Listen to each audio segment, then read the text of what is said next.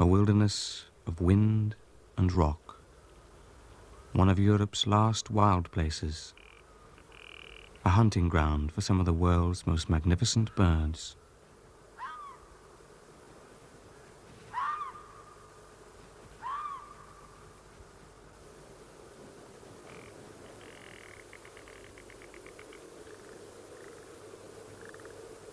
In the Highlands of Scotland, the golden eagle stands supreme. Hooked beak, sharp claws, strong wings, keen eyes. He's equipped to kill to survive. But this has brought eagles into conflict with man. For centuries, birds of prey have been both admired and persecuted to extinction. But with more sympathetic understanding, they're fighting back and are seen not just as competitors, but for what they are: impressive at rest, spectacular in flight.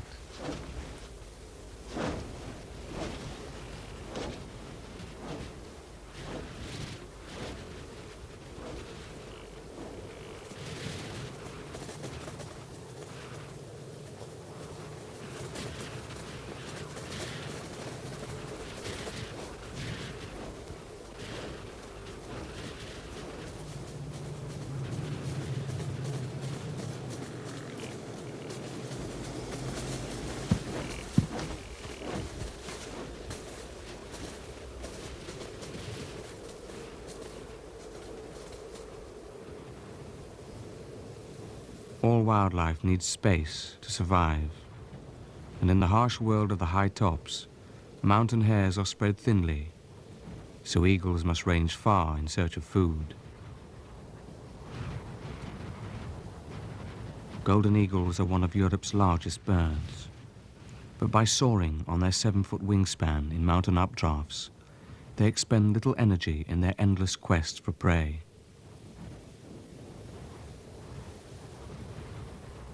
When the eagle seeks the hare, predators and prey create a so-called balance of nature, which is in fact a web of dependency. Each must feed on the other if they and their living space are to flourish. So paradoxically, when hunter and hunted come together, survival is the result.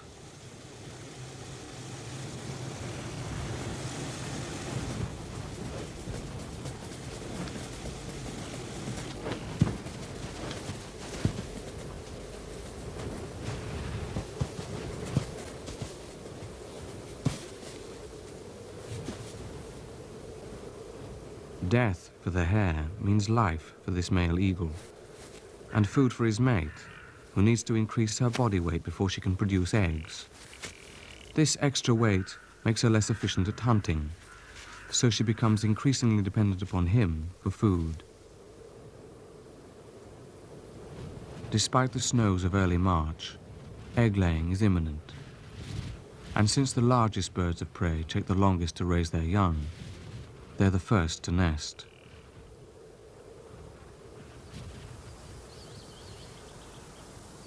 With the Highland winter in retreat, the largest migrant birds of prey are already on their way from Africa.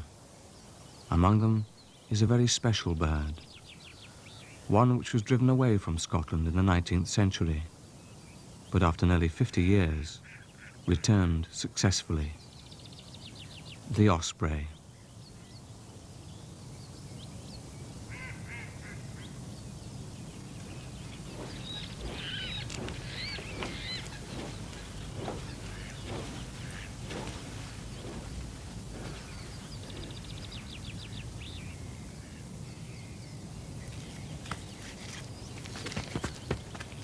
On arrival from Africa, an osprey needs to recover its condition, and pike are easy prey. Like the osprey, pike are also predators of fish, but while hunting in the shallows, they're vulnerable to attack from above, and the predator becomes the prey.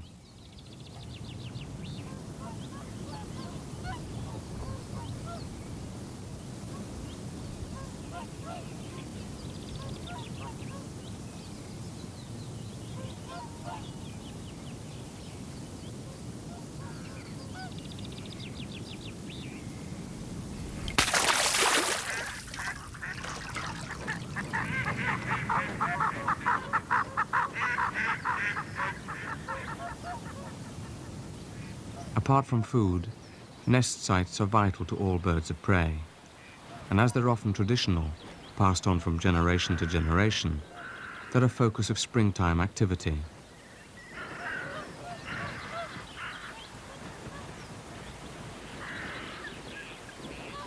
Like many large species, each osprey is faithful to its nest site, returning there year after year. So the same pair may breed together for several seasons, though first attempts at mating are often disrupted by intruding ospreys.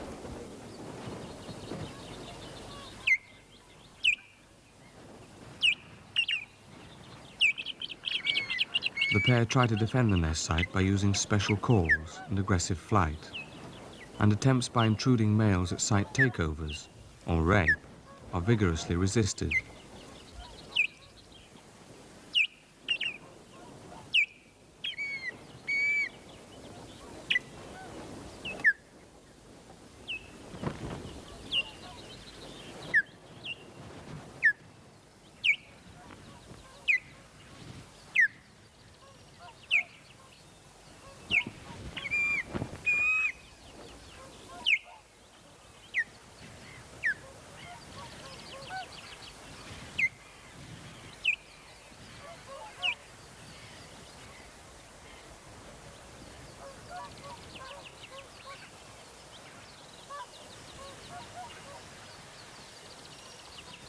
The dogfight was in earnest. For with a 5-month investment in breeding each year, the resident male wants to be the one who passes on his genes. So he mates as frequently as possible, maybe 200 times in the 3 weeks up to egg laying.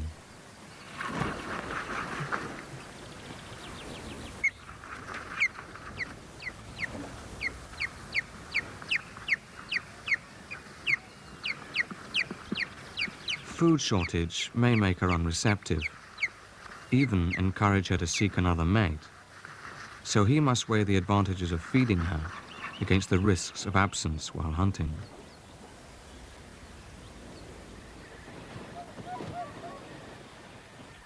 Ospreys, in fact all life, depends on energy from the sun. And it's the plants which convert this energy that create the pyramid of life. The plants feed the insects that feed the trout, which, for the fishing osprey at the top of the pyramid, is an irresistible target.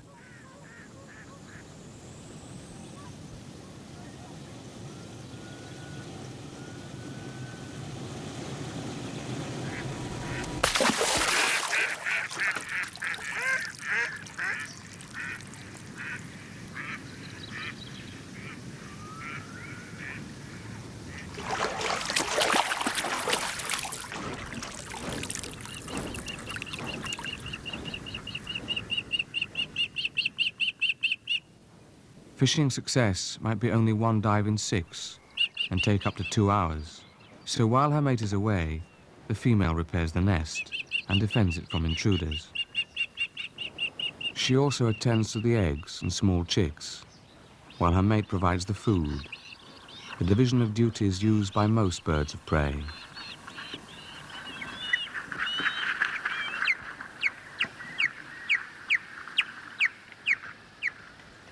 And we know from the ringing of many ospreys that breeding success is related to experience.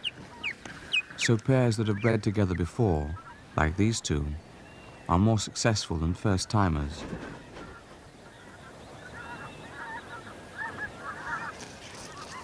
So quality of parents, nest sites and food supply are the major factors that determine how many chicks are produced. And this pair should add 3 more young to the continuing recolonization of the Scottish Highlands.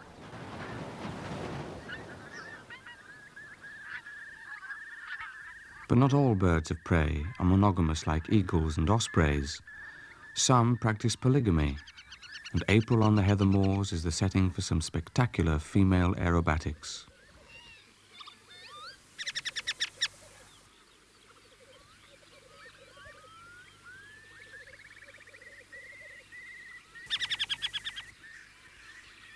Female hen harriers live longer than males and outnumber them.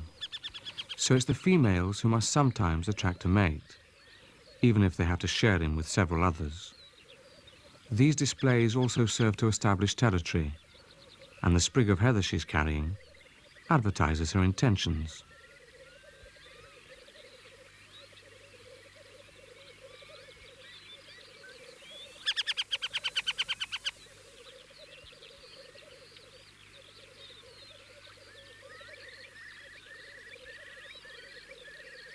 For a female, this system of polygamy shows profit and loss. Sharing a mate, at least she raises some young. Without him, none at all. But such flashing displays can attract less welcome attention. A peregrine falcon.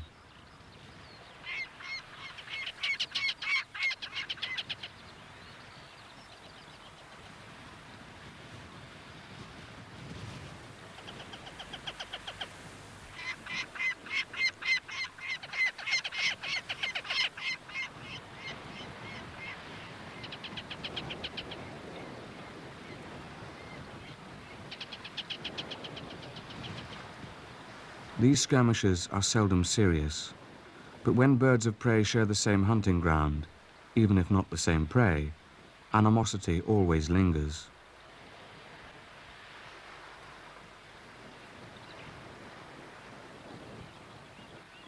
Unlike peregrines, harriers hunt small birds and mammals, slowly quartering the ground on long, buoyant wings.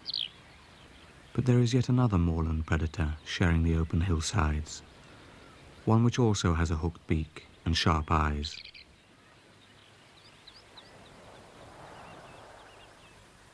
Like the harrier, the short-eared owl's flattened face maximizes vision and hearing. And though not closely related to the harriers, owls are true birds of prey.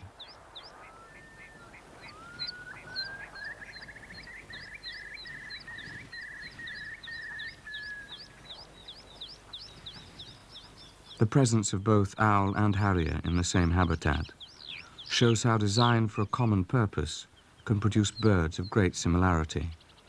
Science calls it convergent evolution, and the similarities don't end there.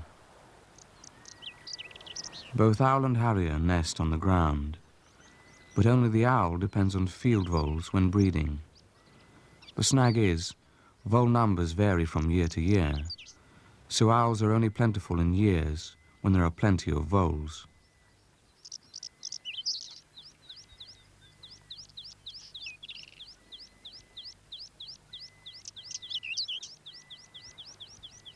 The young owls are of different ages.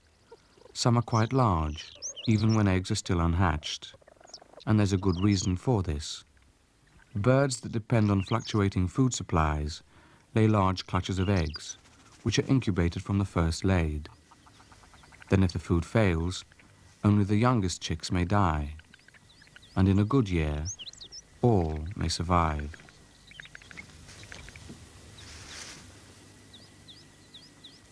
When voles are plentiful, they're left within reach of the chicks, so they can help themselves. But it doesn't take long for the female to hunt successfully and return to feed and protect them.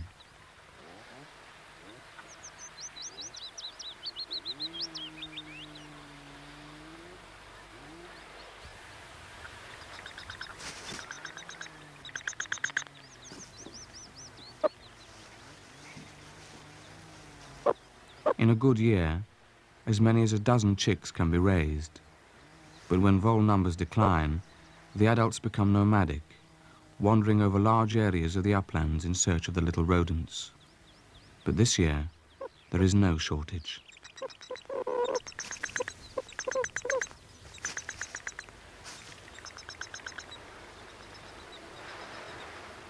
Foxes and crows are a daily hazard, so when the male isn't hunting, he stands guard nearby.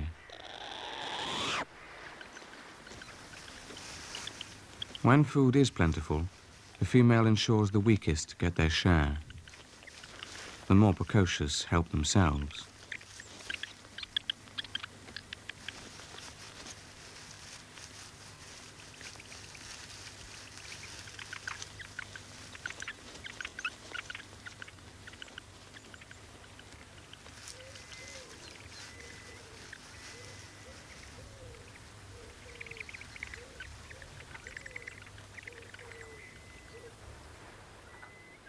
By feeding round the clock, short-eared owls bridge the gap between the day and night hunters.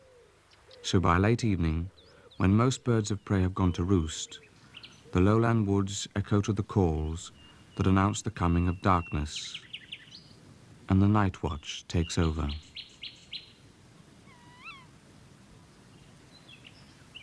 The tawny owl has large round eyes for spotting its prey, but at night, its keen ears assess the direction and range of telltale sounds.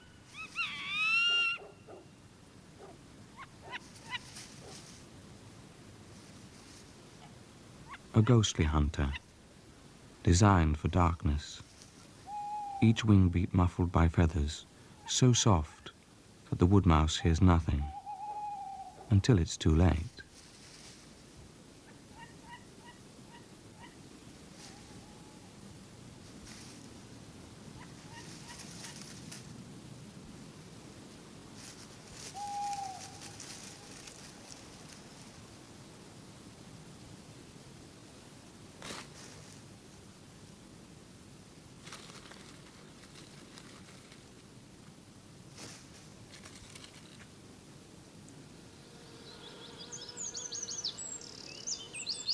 By dawn, the night-hunting owl has returned to roost, leaving the woods to the day-hunting hawks.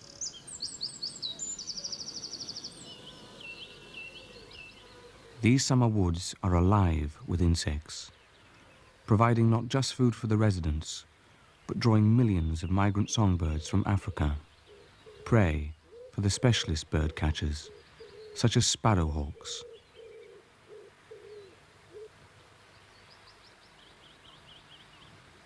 Like all woodland hawks, they have short round wings and long tails for maneuvering between the trees more swiftly than their prey.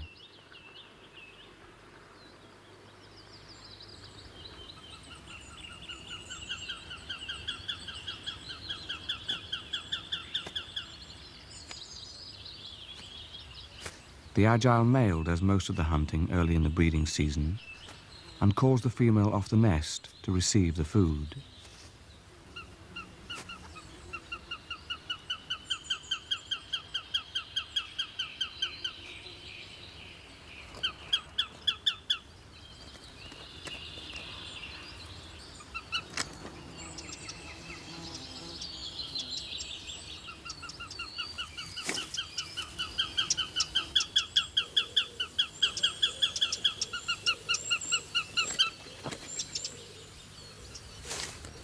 She's much larger than her mate, and intriguingly, the faster the prey, the more pronounced is this size difference. So this means the bird-chasing sparrowhawk is able to hunt a wider range of prey.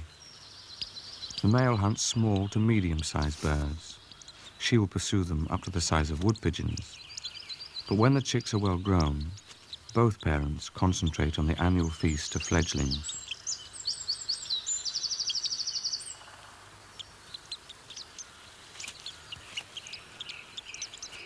Almost all animals time their breeding to coincide with such food abundance, and birds of prey are no exception.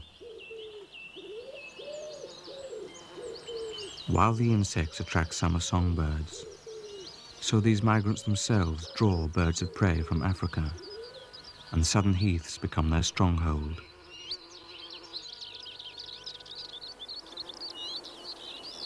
On warm summer days, hobbies gather at such places, but here their quarry is not birds, but dragonflies.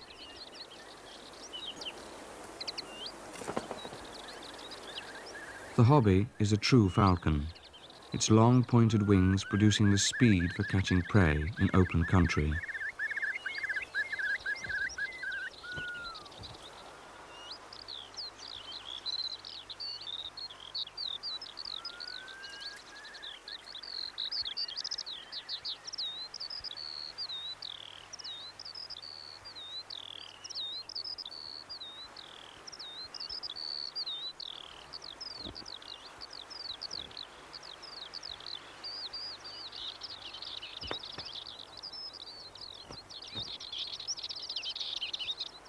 Later in the summer, hobbies use their prowess as bird catchers to snatch young swallows and house martins, even swifts, using sheer speed.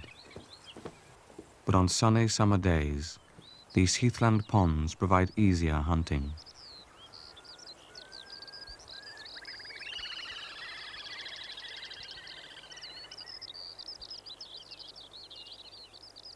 Unfortunately for many heathland specialists, this habitat is one of the most threatened in Europe. Most has already been destroyed, forcing hobbies out.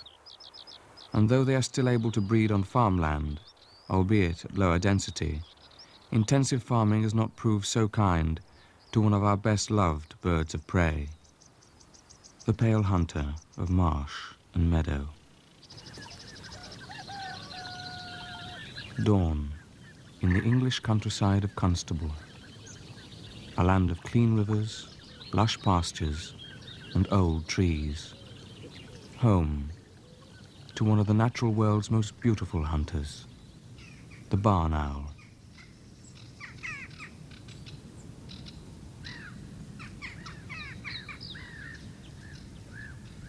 Barn owls are the beneficiaries of yesterday's farming, breeding in derelict barns and cottages.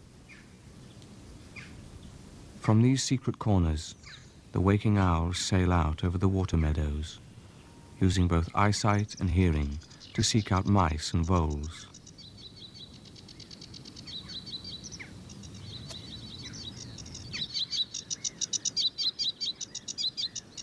But times have changed.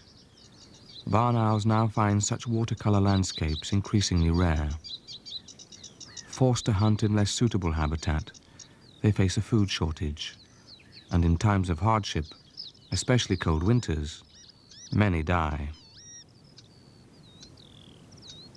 Even floating on silent wings over these rich meadows, finding food is seldom easy, and out in the bare prairies that intensive farming has created, the sight of a hunting owl is becoming increasingly rare.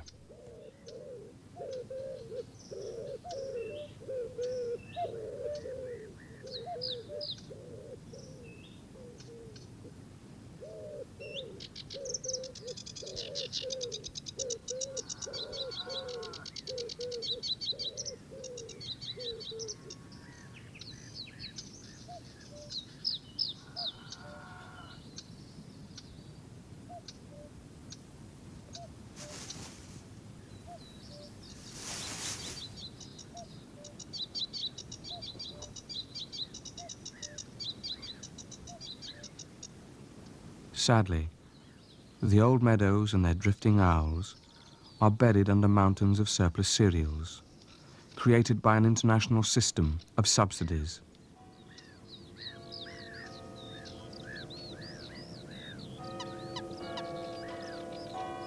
But yet again, the situation is changing. Economists predict that by the year 2000, food consumption will have fallen, and the European community are now enforcing tough new policies to reduce production.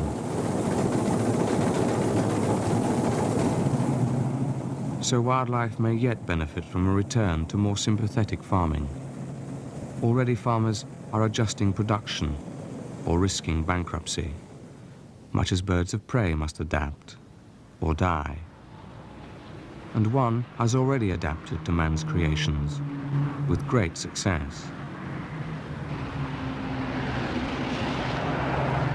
The kestrel's traditional hunting ground used to be those same lush meadows favoured by the barn owl, but so little rough grassland is left that they've learnt to live with the traffic and exploit their most unique feature. Hovering is an ideal way to search motorway verges, giving the kestrel time to spot mouse, worm, or beetle. Due partly to this varied diet and adaptability, the kestrel is now Europe's commonest bird of prey, though their exploitation of the new landscapes of modern Britain doesn't stop at the grass verge. The kestrel has become an urban falcon, with a streetwise eye for a high-rise home, even in the heart of London. Lofty window ledges replace traditional cliff ledges, and even the smallest park has a sparrow or two for food. And kestrels are not alone in becoming city dwellers. Even those wildest of birds, the pigeon-eating peregrine, now nests in cities like New York.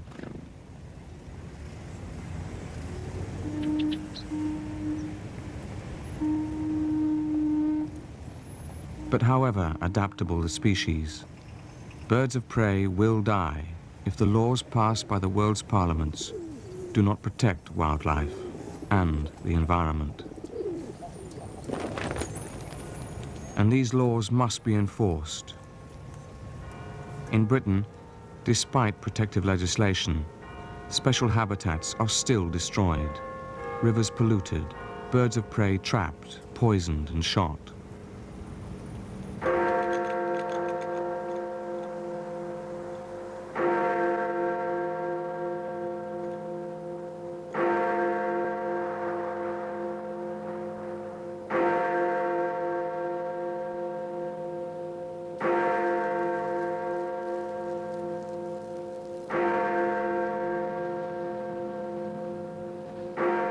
Man's exploitation of the world has not created, but wasted. In Britain, the ploughing of the flow country to produce massed ranks of conifers of questionable economic value, our marshes drained, ancient woodland felled, the seas polluted, marginal land developed. But not all such schemes are harmful. Planted in the right place, conifers are profitable. And in time, wildlife moves in and birds of prey follow, taking advantage of the new nest sites and food supply. Among them, the goshawk, largest of the world's true hawks and widespread throughout the northern woodlands of Europe and America.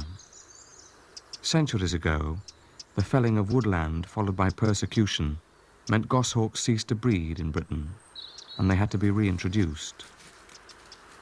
They are slowly recolonizing. Slowly, because the gamekeeper's hostility persists due to the hawk's occasional attacks on pheasants. Goshawks are impressive predators, fast and powerful, striking down large birds like crows and wood pigeons, or even full-grown rabbits, if they can catch them.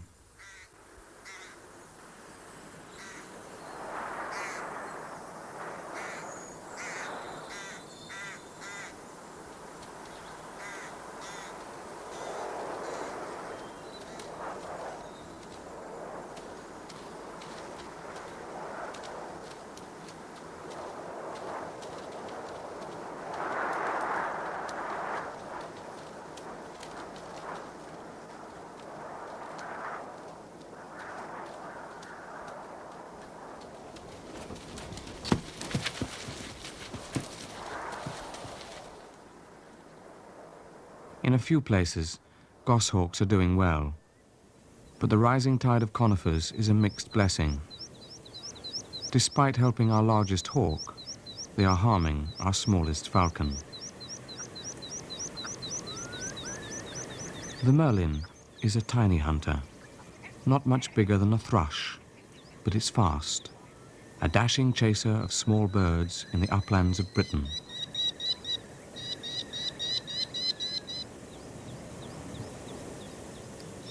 The male does most of the hunting during the nesting season, passing prey to the female in a ritual which suggests there is some risk to his health.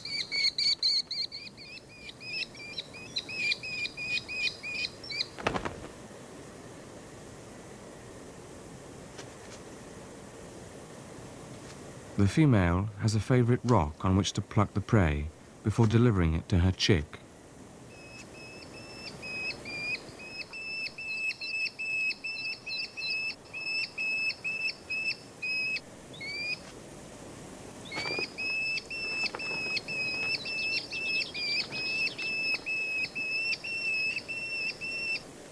Most merlins nest on the ground in rank heather, but this old crow's nest provides an admirable alternative. The youngster is a lone survivor from 4 chicks. This pair's failure and the widespread decline of merlins is a complex problem, caused in part by afforestation, environmental poisons, and the loss of heather moorland, the merlin's favoured habitat. These unspoilt upland valleys between heather moor and hill farm are important hunting grounds, but subsidised farming and forestry has destroyed much of this habitat, driving merlins out.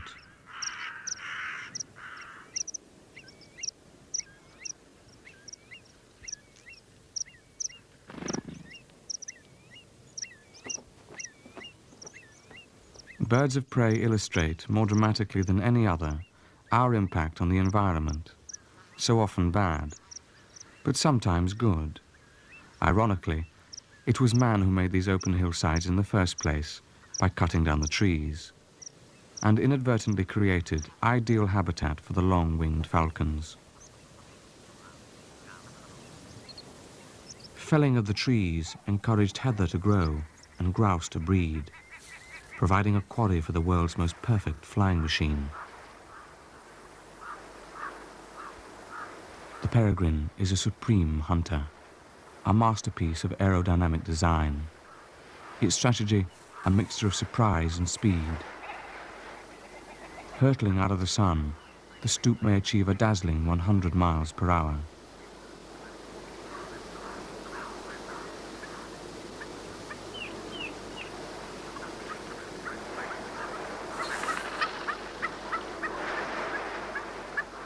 It is just as capable of striking down a speeding grouse by sheer wing power.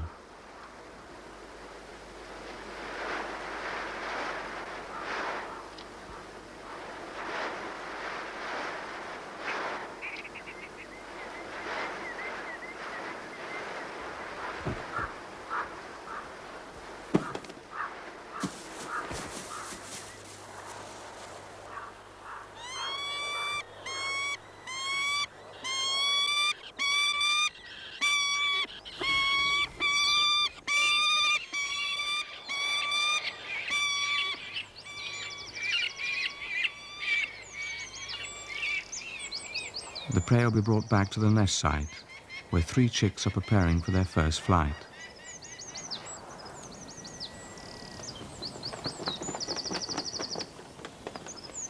Even at this tender age, their hunting potential is obvious. And because peregrines have been coveted by falconers for centuries, and still are, these chicks might have been stolen from the nest. Even in adulthood, they face further problems. For grouse-shooting humans don't like grouse-eating birds, and peregrines are often shot.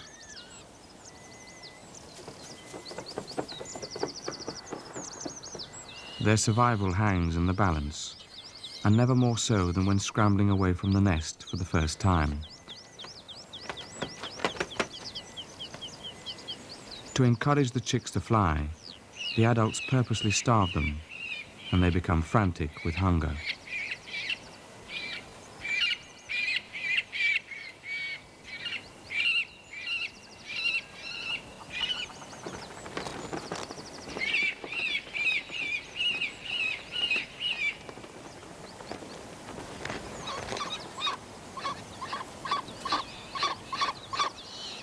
Only when desperation makes the chicks risk injury will the adults intervene.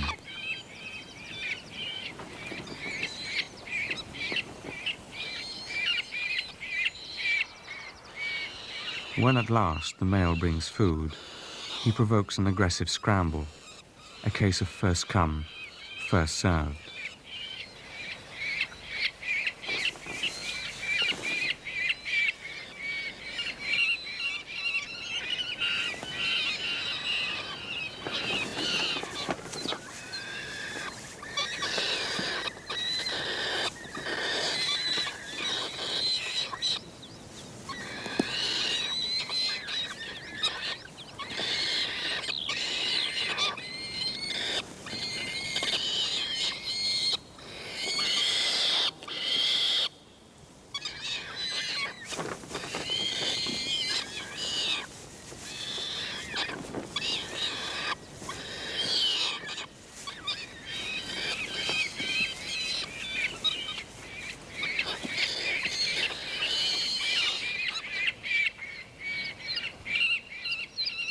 Over a period of 2 or 3 days, it becomes obvious to the fledglings that mobility is the key to survival, so learning to fly becomes an imperative.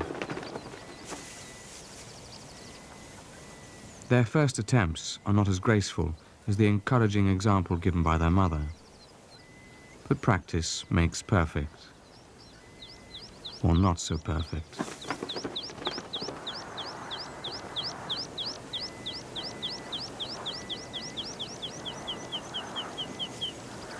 To see 3 fledglings approaching maturity is encouraging, and in many areas, peregrines are increasing, recovering from the catastrophic era of environmental poisoning, when peregrine numbers crashed to record lows.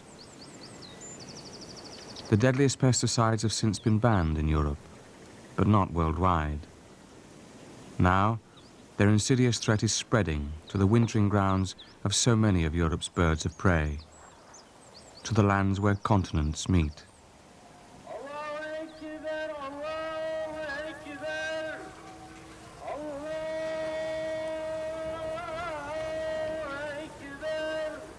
Islamic prayer calls echo over Istanbul, once the capital of 2 empires, a city bridging Europe and Asia, separated by the Bosphorus. This historic gateway is a major crossing point for many birds as they travel the international skyways to the sun. This short-toed eagle is a snake hunter from Bulgaria, heading south for the hot African plains. Flapping flight is tiring for long-distance travelers, so whenever they can, they use thermals to conserve energy. These are scarce over the sea, so migrants make for narrow crossing points like Gibraltar, and here at the Bosphorus. Autumn passage includes these black storks from Poland, white storks from Germany, buzzards from Czechoslovakia, sparrowhawks from Russia. The skies above become a gathering place for travelers. The ground below likewise, for long-distance birdwatchers converge from all over Europe to observe this inspiring spectacle.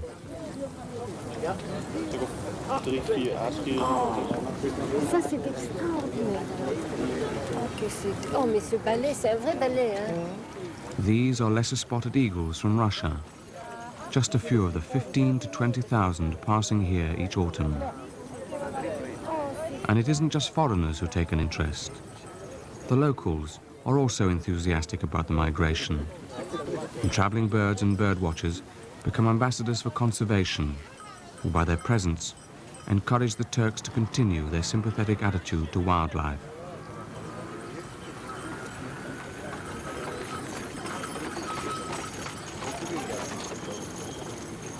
With winter approaching, birds of prey like the sparrowhawk are traveling because they have to, driven south by lack of food. The birders travel not just for a holiday, but to identify and count the numbers passing by.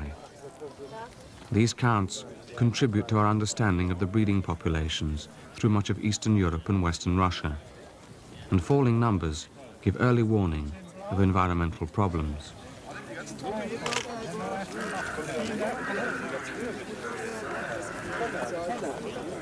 Hobbies and honey buzzards head for Africa to eat insects, hawks to hunt birds, eagles to catch mammals, and some to scavenge, such as Egyptian and griffin vultures. But all risk contamination from the pesticides exported to the tropics. These poisons accumulate in the environment, are passed on to birds of prey in the food chain, and then re-exported back to Europe in the spring to adversely affect breeding success and contribute to the decline of many species. The lessons from the Bosphorus seem clear. If we're ever going to enjoy a healthy environment, we could start by putting a global ban on all persistent toxic chemicals. Otherwise, the miracle of migration will be a thing of the past, and the future for all wildlife will be bleak. Death comes in many forms. In the wild, cold is a major killer, and carrion feeders like buzzards benefit from the misfortune of others. In central Wales, the most famous scavenger, and one of Britain's rarest birds, is the red kite. Only in the sheep farming hills of Wales and Scotland are there enough dead animals to support large numbers of scavengers, and magpies, crows, ravens and buzzards soon home in on any victims of overnight frosts or snow.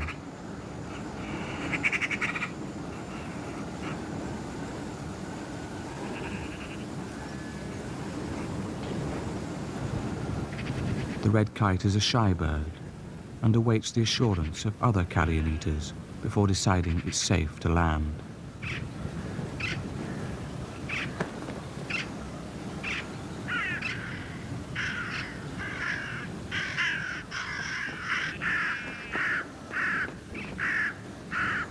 Many kites have been wing tagged for identification, for there is much concern about their poor breeding success in the tiny population.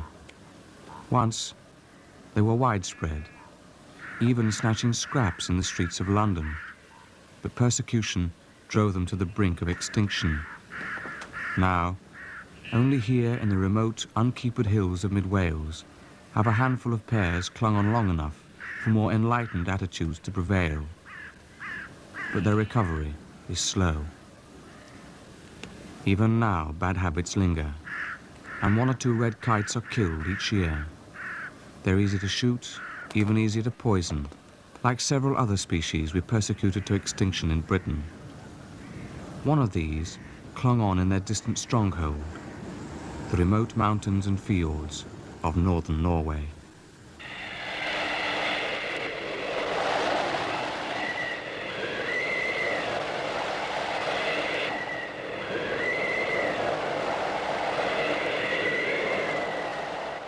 Late February on the Arctic Circle, a time and place where the weather can be hostile to all life, even fish.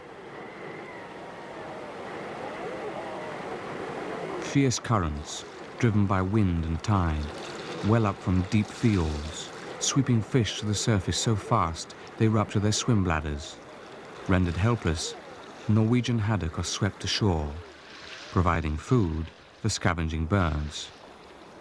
But they will not approach until safe from human disturbance. First light is such a time.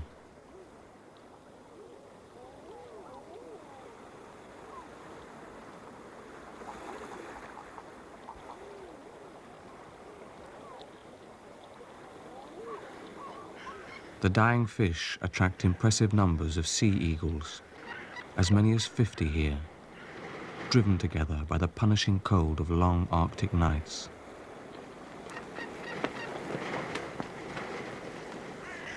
Like the red kite, sea eagles are wary, and they won't land until crows and ravens have given them the illusion of safety. They've inherited this caution from long experience, having suffered ruthless persecution at the hands of Norwegian fishermen, who saw them as competitors, vermin to be trapped and killed. But in recent years, more enlightened attitudes have prevailed, and breeding is so successful that there's a surplus of youngsters and real hope for the future. However, unlike the Scandinavian ospreys that recolonized Scotland during their migration from Africa, adult sea eagles never travel far from home, so recolonizing their old haunts in Scotland would be impossible without assistance.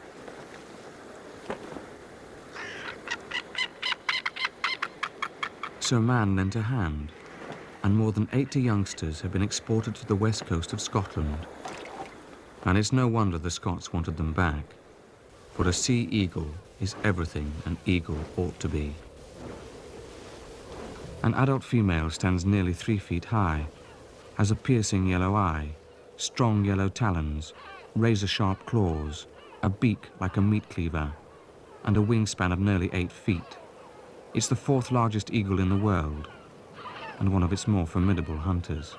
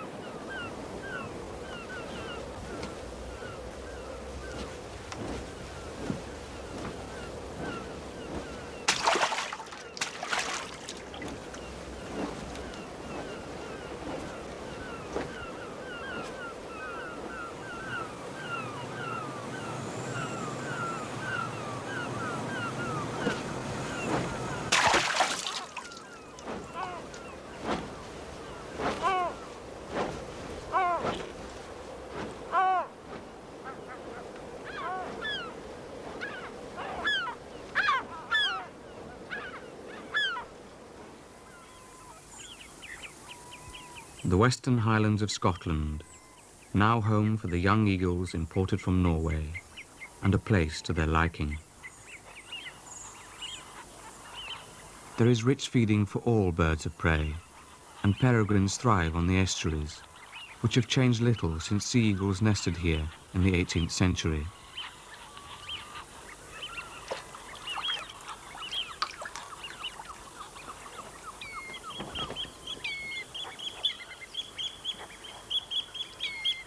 For peregrines, there are still numerous small birds to hunt. For the eagle, there are fish to catch. And it's a tremendous thrill to have them back in their ancestral haunts, successfully returned after the last one was shot here in 1918.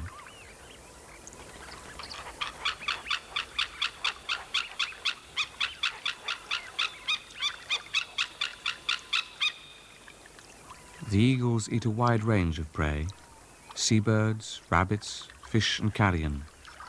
But the numerous coastal otters have proved an unexpected ally, leaving scraps for the ever-watchful newcomers, though sometimes having their prey stolen when distracted.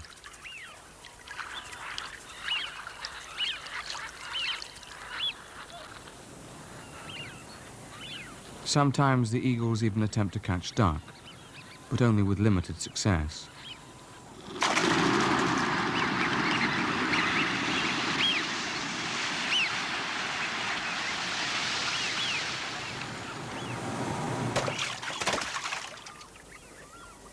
More than 10 pairs of eagles are now collecting nest material and trying to breed, and each spring, yet more demonstrate their approach to maturity with displays of courtship and aggression.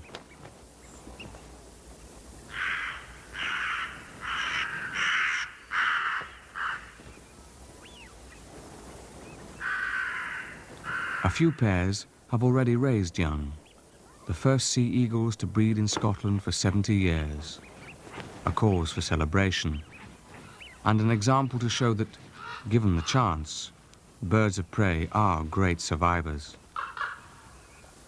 But they're also vulnerable, not just at the top of the food chain, but at the end, barometers of the Earth's well-being, and the first to fall when things go wrong. In Britain, most species are holding their own, even increasing. But in much of the world, they are falling, and we should take heed.